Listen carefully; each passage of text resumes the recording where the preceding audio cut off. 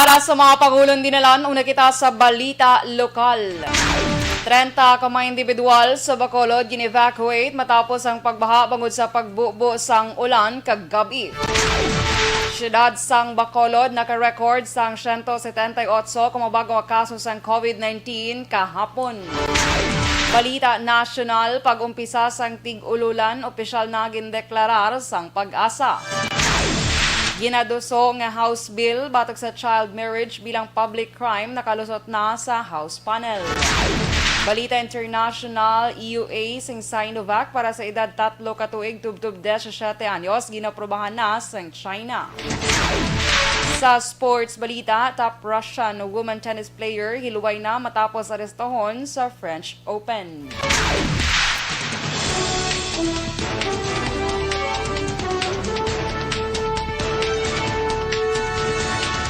Maayong nga Bacolod, may nga Negros Occidental, kag bugos nga Western Visayas, welcome sa pagpangalagad sa Aksyon Balita Sunday Edition. Karong adlaw Domingo, Hunyo 6, 2021. Ini naman si Aksyon Dorel Cabato, detalye sa balita lokal pagkatapos gid lamang sini. Pwede na ba tayo? Bakit kailangang magpabakuna? Bakit nga ba vaccination? Ang pandemyang ito ay kumuha ng maraming buhay at patuloy pa nitong nilalagay sa peligro ang buhay ng nakakarami. Pinahina din nito ang ating ekonomiya at maraming Pilipino ang nawalan ng trabaho dahil dito.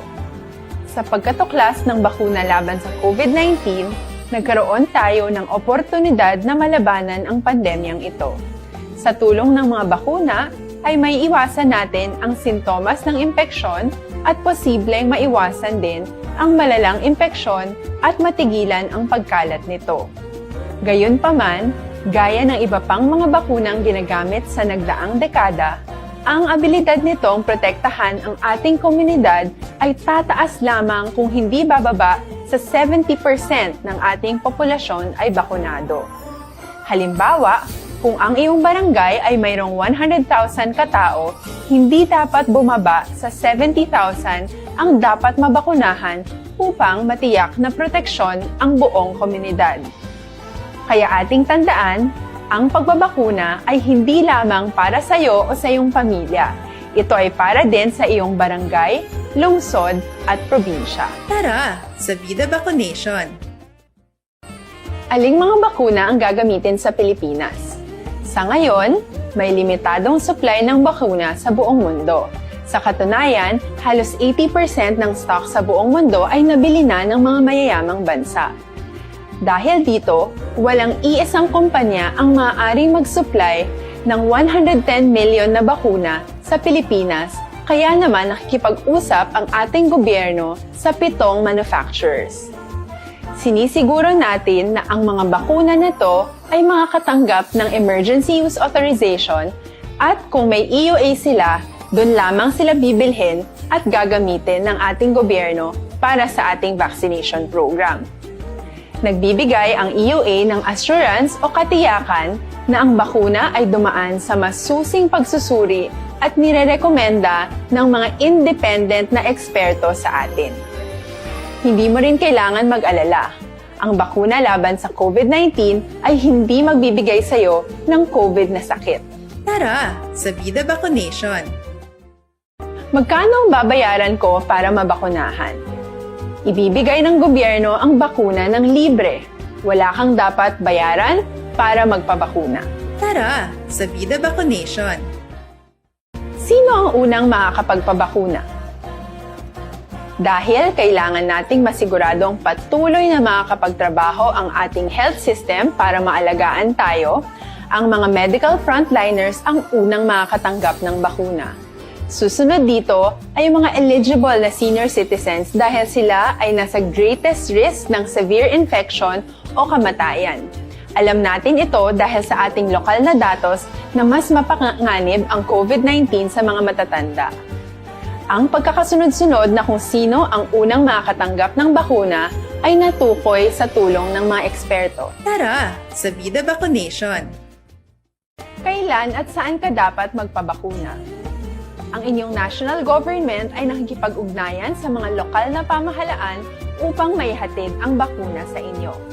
Ang lokal na pamahalaan or LGU nyo ang maghahanda ng pagpaparehistro at pag-ayos ng schedule ninyo sa pagpapabakuna. Mangyaring abangan ang anunsyo at instructions na magmumula sa inyong mga mayor or governors ukol dito. Tara sa Vida Vacunation! Ano ang kailangan mo bago magpabakuna? Habang hinihintay natin ang pagdating ng mga bakuna, kumuha lamang ng impormasyon sa mga mapagkakatiwalaang sources. Magtanong lamang sa mga licensed medical professionals ukol sa wastong pagbabakuna para sa COVID-19.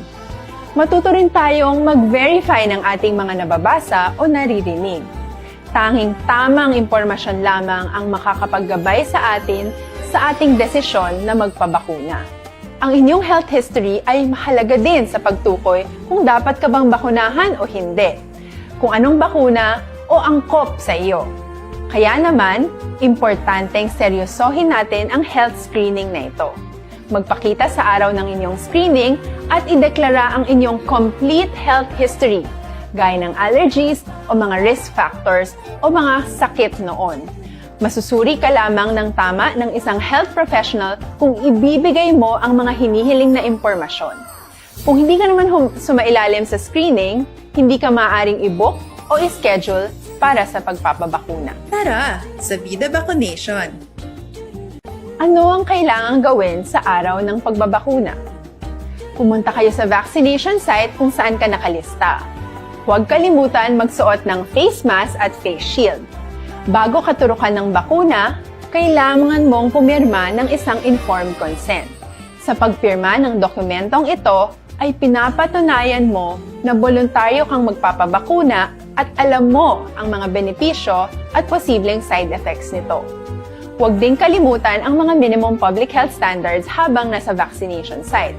Katulad lamang nagpag-maintain ng 1 metrong layo sa iba at pagsasanitize ng inyong kamay habang naghihintay. Pagkatapos mong mabakunahan, ay makakatanggap ka ng isang vaccination card at malilista dito kung kailan ka nabakunahan at kung kailan ang iyong susunod na appointment. Mananatili ka muna sa vaccination site ng 1 oras upang obserbahan ka sa mga di pangkaraniwang na sintomas o adverse events. At dahil importante sa amin ang inyong kaligtasan, ay patuloy kang babantayan sa susunod na 1 taon or 12 months. Tara sa Vida Vacunation! Aksyon Balita Sunday Edition sa aksyon! Last 6:12 Action Radio Philippine Standard Time, pabalik sa Action Balita Sunday Edition, detalye sa balita lokal.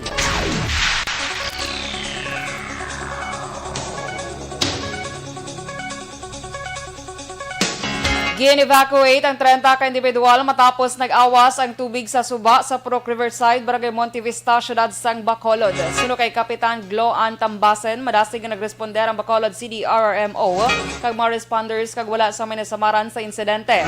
Samtang isa ka pamilya naman ang nagpanyapon sa sulod sang jeep matapos nga voluntaryo nila nga ginpatay ang ila kuryente sa nagtaas ang tubig sa Purok Encarnacion, Barangay Mansilingan, Syudad sang Bacolod kagabi. Sa piyak nga bakin ginkakibot naman sa mga residente sa Purok Maninihon, Barangay Pahanukoy, Syudad sang Bacolod matapos nag-awas ang tubig sa Pahanukoy Bridge nga pinakaunang natabo sa panahon sang pag-ulan-ulan.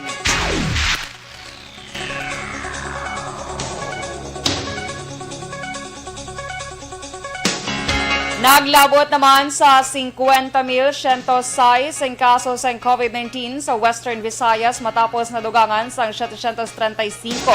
Nadugangan ang syudad sang Bacolod sang 178 kabago nga kaso, ginasundan sang Negros Occidental 149, Iloilo City 129, Iloilo Province 123, Aklan 74, Capiz 65, Guimaras 12, kag Antique 5. Samtang 185 naman ang recoveries nga nagdala sa kabilugan nga 40,494 kag 13 ang bag-o nga napatay nga nagdala sa kabilugan nga 1,195.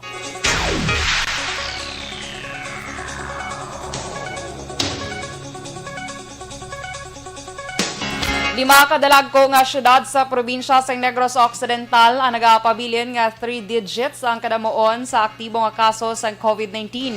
Iniamo ang syudad sang Sagay nga may 136, Silay 128, Talisay 142, Himamaylan 161, kag Kabankalan nga may 135. Sa pinakauling nga datos ng provincial government may 1,601 kumaktibo nga kaso sa mga virus sa bugos nga probinsya, kag 352 ang nagkalamatay. Nagalaom naman sa Negros Occidental Governor Eugenio Jose Lacson nga may madamo sa mabakunahan agud malabot ang 1.6 milyones nga target sang probinsya agud malabot naman ang 70% nga kon ginatawag herd immunity.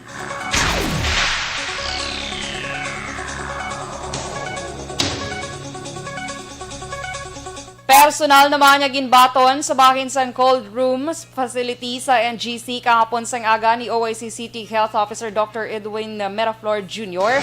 ang alokasyon nga vaccine para sa syudad sang Bacolod.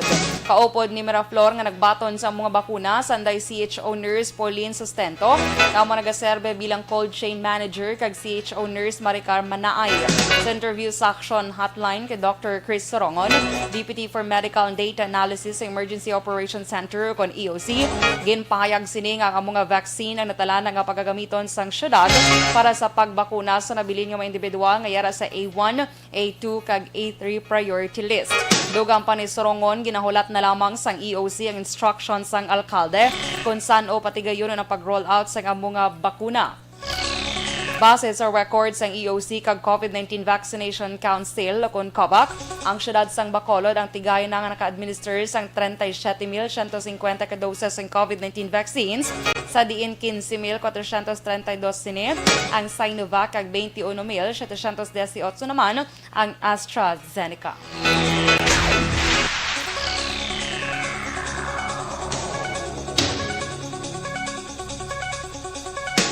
Gian kalipay ni Executive Assistant Ernie Pineda ang tagpamuno sa COVID-19 extraction team sa syudad sang Bacolod. Ang ginpakita nga kooperasyon sang pila ka mga individual nga mga subject sang ila ginahimo nga operasyon. Suno kay Pineda, kasunod sang ginhimo nga desisyon kag palayag sang EOC nga natalana pasakaan sang kaso ang sinuman nga persona nga hindi magupod sa extraction team padulo ka isolation facility sa amat-amat na nga ini sila ang nagakooperar matapos nga liwat ginbalikan sang iya team. Bangod sini nagalaom si Pineda nga matapos sang iya mga personnel ng extraction team sa pihak sang natabo nga pagtaas sang kaso sang COVID-19 sa syudad sang Bacolod.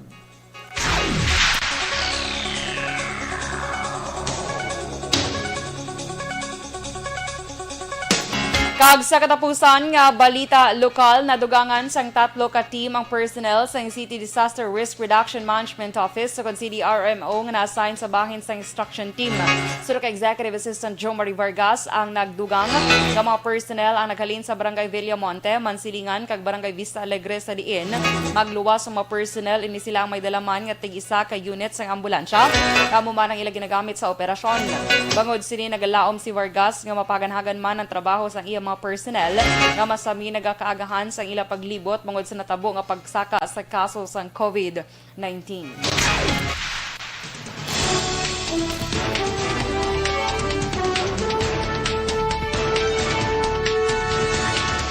Sa mga balita nasyonal, pag-umpisa sang tig-ululan, opisyal na gindeklarar sang Pag-asa. Ginadusog nga House Bill batok sa child marriage bilang public crime nakalusot na sa House panel. Detalye sa balita nasyonal pagkatapos gid lamang sini.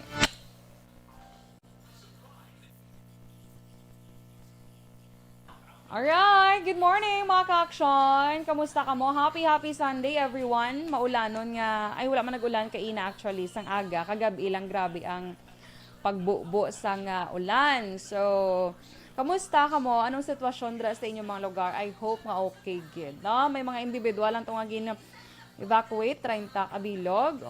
Importante wala sang may na malala nga nahalitan. Okay, sa mga nag-aupod sa aton subong nga aga, good morning.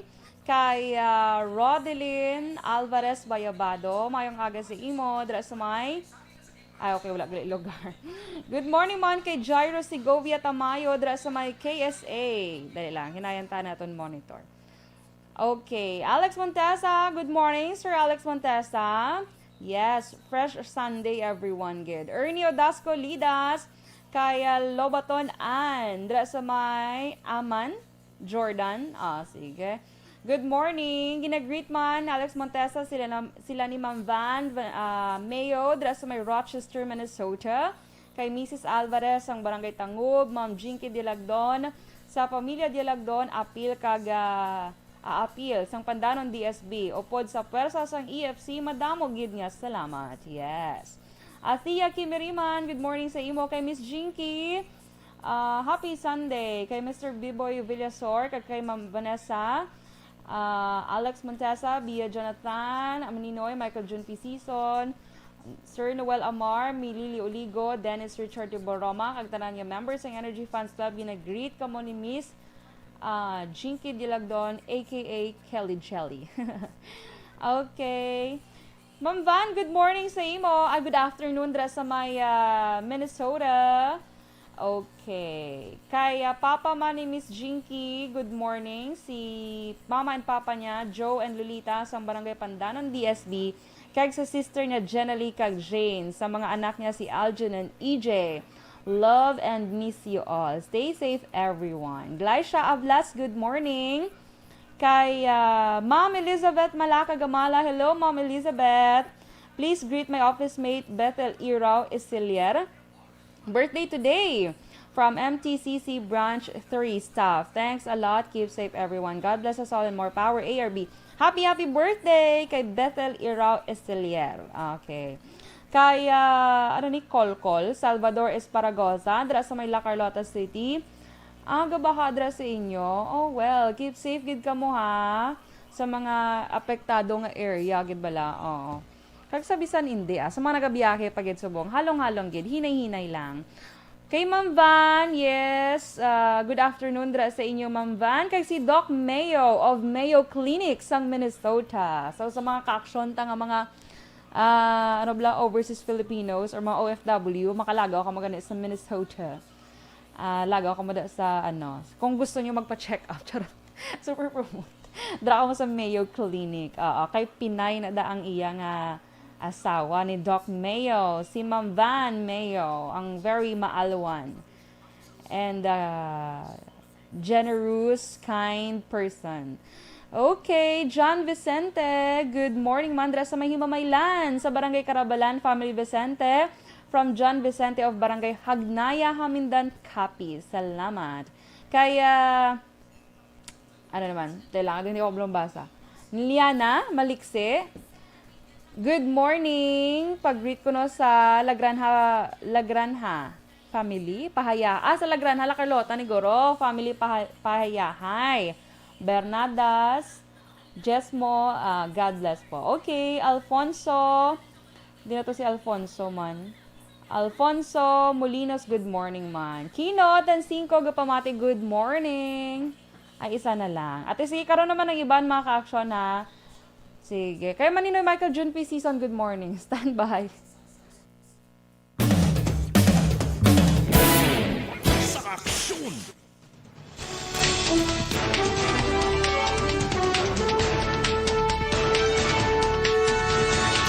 Last size 22, Action Radio, Philippine Standard Time. Pabalik sa Action Balita Sunday Edition. Detalye sa Balita National.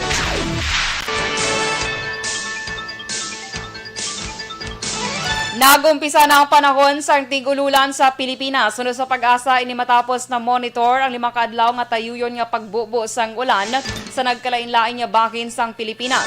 Sunod sa pag-asa, nakaapekto ang pagsulod sang Bagyo Dante para mapadali ang pag-umpisa sang rainy season. Bangod diri nagpandam ang pag-asa nga posible makabatsyag sang masobra sa normal nga bubo sang ulan sa mga maabot nga sinimana kag bulan. Apang naghimo sige hapon may magluntad nga tumalagsahon nga mainit nga panahon kung magluntad naman ang monsoon break.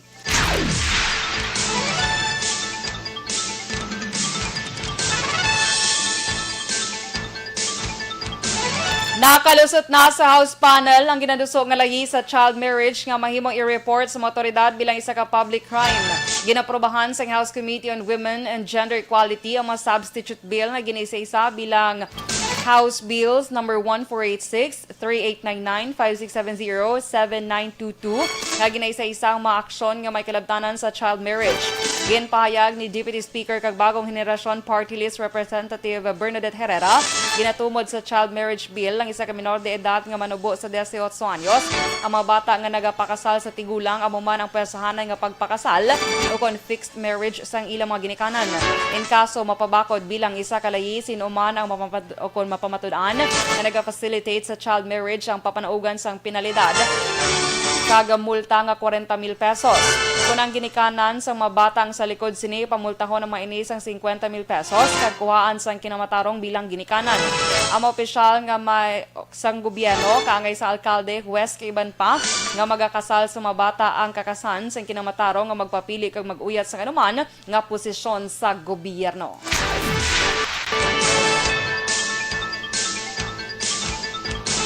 Nagpasalamat naman si Senator Panfilo Lacson sa US government angod sa paghatag importansya sa Pilipinas sa igahatag ng bakuna kontra COVID-19.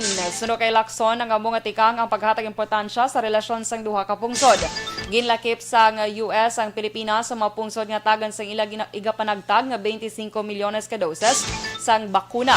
Ang suwestyon lang sang senador nga himuon nga government to government ang istoryahanay angod sa donasyon para mapadasig ang pag-abot sa pungsod sang mga bakuna. Una na ginpahayag ni Lacson ang pagkinahanglan nga makaangkon sang steady supply sang bakuna sa Pilipinas agud mapadasig nga malabot ang target nga herd immunity nga ginakinahanglan naman para ma-recover na o kon maka-recover na ang ekonomiya sang pungsod. Last size 25 Action Radio Philippine Standard Time. Detalye sa balita international kag sports pagkatapos gid lamang sini. Bakit kailangang magpabakuna? Bakit nga ba? Vaccination. Ang pandemyang ito ay kumuha ng maraming buhay at patuloy pa nitong nilalagay sa peligro ang buhay ng nakakarami. Pinahina din nito ang ating ekonomiya at maraming Pilipino ang nawalan ng trabaho dahil dito. Sa pagkatuklas ng bakuna laban sa COVID-19, nagkaroon tayo ng oportunidad na malabanan ang pandemyang ito. Sa tulong ng mga bakuna, ay may iwasan natin ang sintomas ng impeksyon at posibleng maiwasan din ang malalang impeksyon at matigilan ang pagkalat nito. Gayunpaman, gaya ng iba pang mga bakunang ginagamit sa nagdaang dekada, ang abilidad nitong protektahan ang ating komunidad ay tataas lamang kung hindi bababa sa 70% ng ating populasyon ay bakunado. Halimbawa, kung ang iyong barangay ay mayroong 100,000 katao, hindi dapat bumaba sa 70,000 ang dapat mabakunahan upang matiyak na proteksyon ang buong komunidad. Kaya ating tandaan, ang pagbabakuna ay hindi lamang para sa iyo o sa iyong pamilya. Ito ay para din sa iyong barangay, lungsod at probinsya. Tara, sa Vida Vaccination! Aling mga bakuna ang gagamitin sa Pilipinas? Sa ngayon, may limitadong supply ng bakuna sa buong mundo. Sa katunayan, halos 80% ng stock sa buong mundo ay nabili na ng mga mayayamang bansa. Dahil dito, walang iisang kumpanya ang maaaring mag-supply ng 110 million na bakuna sa Pilipinas, kaya naman nakikipag-usap ang ating gobyerno sa 7 manufacturers.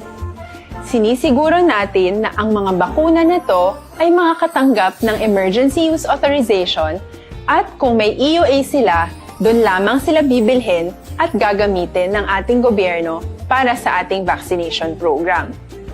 Nagbibigay ang EUA ng assurance o katiyakan na ang bakuna ay dumaan sa masusing pagsusuri at nirerekomenda ng mga independent na eksperto sa atin. Hindi mo rin kailangan mag-alala. Ang bakuna laban sa COVID-19 Balita, una sa aksyon! Last size 28 Action Radio Philippine Standard Time. Pabalik sa Action Balita Sunday edition. Detalye sa Balita International.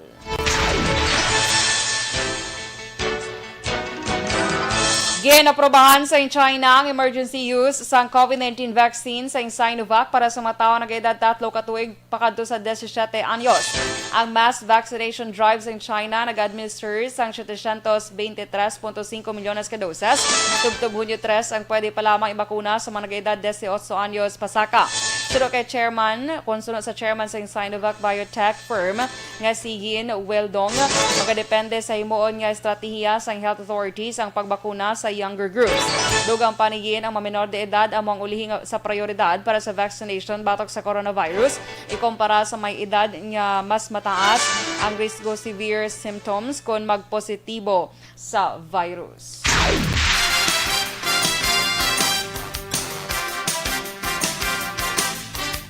Kag sa ato naman nga sports balita, temporaryo ang ginhilway na ang babaeng Russian tennis player nga una ginaresto bangod sa iskandalo sa match fixing sa tong nakaligad nga tuig sa French Open. Una ginaresto si Yana Sissikova matapos nga siya ang maghampang sa Paris anggot sa French Open doubles match. Ginhilway si Yana pero wala ging kasuhan samtang padayon pang investigasyon. Sunod sa Paris Prosecutor's Office ang 26 anyos nga si Sissikova ang nagpanginwala naman sa alegasyon. Kalakip sa reklamo kay Yana ang sports bribery kag organized fraud. Sunod naman sa iya abogado nga tuman ang pagkakibot ni Yana sa panghitabo bangod daw kaangay siya nga kriminal nga ginaresto. Si Yana ang ranked 101st sa doubles kag 765th naman sa singles sa bugos nga kalibutan.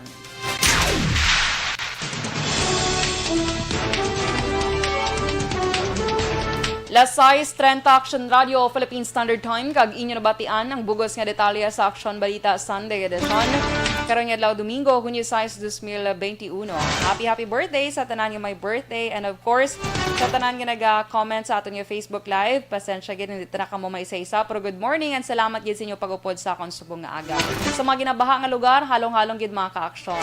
Okay? Stay safe and God bless us all. Ini naman si Action Dorel Cabato. Una sa balita na sa Action sa Bacolod, Action Radio.